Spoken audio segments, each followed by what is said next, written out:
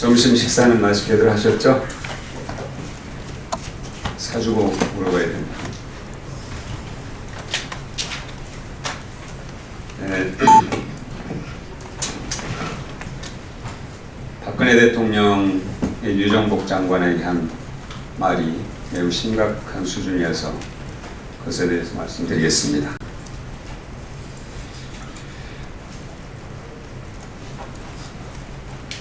박근혜 대통령이 인천시장에 출마하는 유정복 안전행정부 장관에게 능력 있는 사람이 됐으면 하는 게 바람일 것이다 이렇게 말하면서 결단을 했으면 잘 됐으면 좋겠다.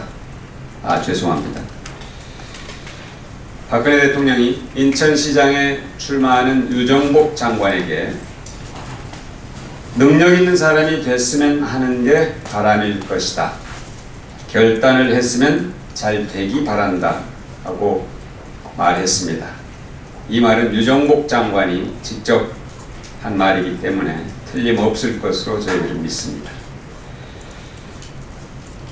박근혜 대통령이 선거 주무장관을 사퇴시켜서 광역시장 후보로 내보내는 것 그 자체만으로도 지방선거를 관권선거로 치르겠다는 의도를 드러낸 것으로 판단할 수 있습니다. 그것도 모자라서 선거 결과에 영향을 미칠 수 있는 발언, 사실상 지지 발언을 한 것은 명백한 선거 개입이자 공무원의 중립 의무를 위반한 것입니다. 겉으로는 민생을 외치면서 선거에 올인하겠다고 선언한 것과 다름없습니다.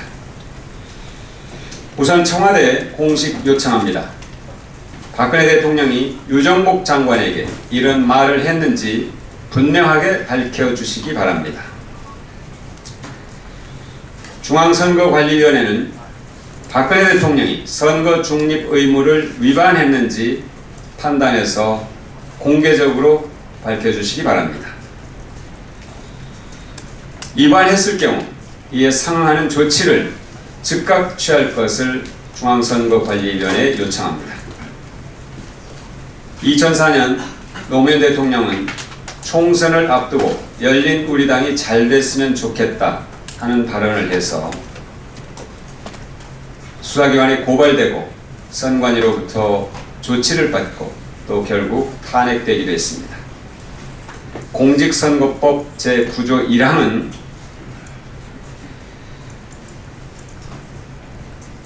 공무원, 기타 정치적 중립을 지켜야 하는 자 또는 기관과 단체는 선거에 대한 부당한 영향력의 행사나 선거에 영향을 미치는 행위를 해서는 안 된다고 규정하고 있습니다.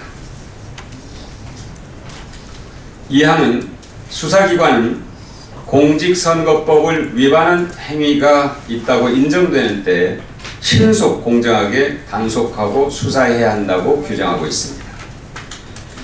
헌법재판소는 선거 중립 의무를 지켜야 하는 공무원의 범주에 국회의원과 지방의회 의원을 제외한 모든 공무원, 대통령 등 정치적 공무원도 여기에 포함된다고 판단했습니다.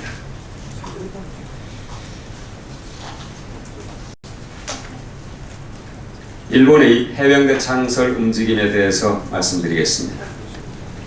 일본이 해병대 창설을 위한 본격적인 준비에 들어간 것은 사실상의 군대를 만들기 위한 신호탄으로 동북아시아의 긴장을 격화시키는 바람직하지 못한 행동입니다.